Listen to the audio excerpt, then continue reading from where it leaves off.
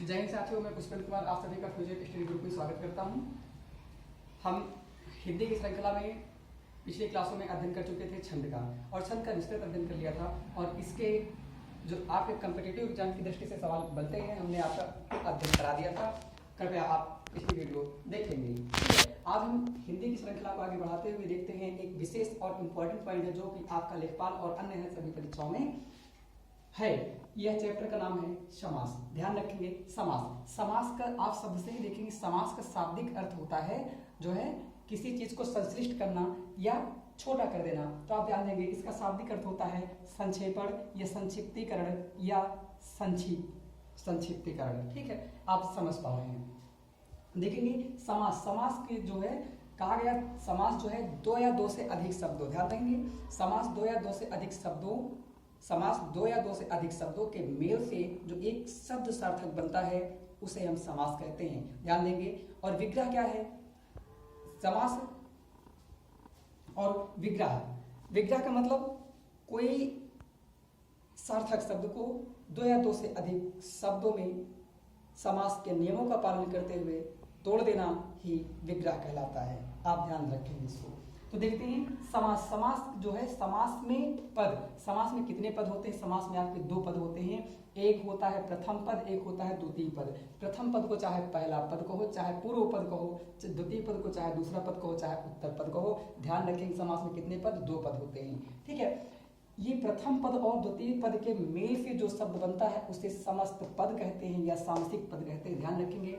जैसे देखेंगे आप रसोई घर, रसोई घर एक शब्द है, रसोई घर। रसोई घर एक छोटे शब्दों में है, अर्थात ये छोटा शब्द मिलकर के बना है, लेकिन इसका विस्तार रूप बनेगा तो रसोई के लिए घर। आप समझ पा रहे होंगे, रसोई के लिए घर। तो ये जो आपका यह है रसोई घर, यह आपका सामसिक पद है, और रसोई के लिए जो घर है यह पूरा विस्तार से लिखा गया, इसे हम कहेंगे समास विग्रह। क्या कहेंगे? समास विग्रह। आप ध्यान रखेंगे, इसमें के लिए आप जानते हैं कारक है। क्या है? कारक है। और कारक जो होता है, कारक को चाहे कारक कहो, चाहे पर सर्ग कहो। ध्यान रखेंगे, पर सर्ग। ठीक है, अब देखते हैं समास। समास जो है, समास के मुख्य भेद कितने हैं? ध्यान रखेंगे, समास के मुख्य भेद इंपॉर्टेंट है जो है, इसके मुख्य भेद होते हैं चार। कौन कौन सा? तत्पुरुष समास, अव्ययभाव समास, द्वंद्व समास और बहुब्रीहि समास। लेकिन आधुनिक जैसे काल परिस्थितियां बदलती गई, तैसे विद्वानों ने कहा नहीं, तत्पुरुष समास के अब हम और कई भेद देखेंगे, तो उसको दो भागों में बांट दिया, और एक हो जाएगा कर्मधारय समास, एक हो जाएगा द्विग समास। ठीक है, कर्मधारय समास और द्विग समास। ध्यान रखेंगे। तो इस प्रकार से इसके मुख्य भेद पूछा जाए तो आंसर चार होगा, लेकिन पूछा जाए समास के प्रकार कितने हैं तो 1 2 3 4, चार ये हो गए, और ये 2 4 2 6। याद रखेंगे। तो समास के प्रकार कितने हैं? 6 हैं। मुख्य भेद कितने हैं? 4 हैं। ध्यान रखेंगे। तो इसमें से हम देखते हैं जो कर्मधारय समास, इसको इंग्लिश में कर्मधारय कहते हैं। द्विग समास को इंग्लिश में डबल बांड कहते हैं, इसे ध्यान रखेंगे। अव्ययभाव को इंग्लिश में कहते हैं एक्स्ट्रावैगेंस। ठीक है, एक्स्ट्रावैगेंस। द्वंद्व समास को द्वंद्व समास ही कहते हैं इंग्लिश में। बहुब्रीहि समास को कहते हैं पॉलीग्लॉट। क्या कहते हैं? पॉलीग्लॉट। ठीक है, अब इसमें देखो, उत्तर पद जो है आपका, जो तत्पुरुष समास है, तत्पुरुष समास है, जाहिर सी बात तत्पुरुष समास में उत्तर पद प्रधान होता है। जब तत्पुरुष समास में उत्तर पद प्रधान होता है तो इसके बनने वाले कर्मधारय और द्विग समास, इसमें भी उत्तर पद प्रधान होगा।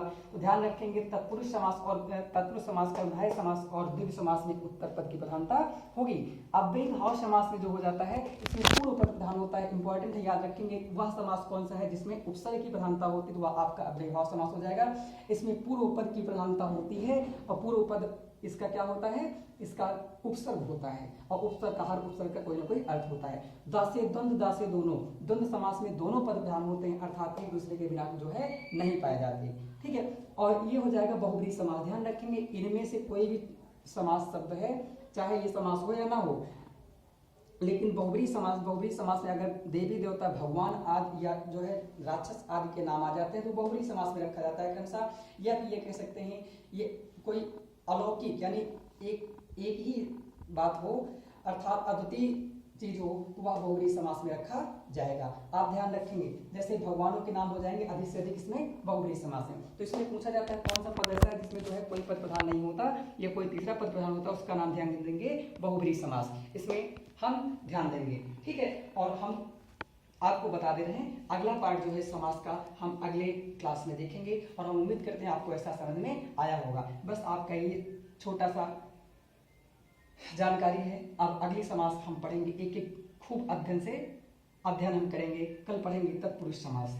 ठीक है, यदि आपको अच्छा लगा हो तो आप वीडियो को अधिक से अधिक लाइक शेयर कमेंट सब्सक्राइब जरूर करेंगे। धन्यवाद।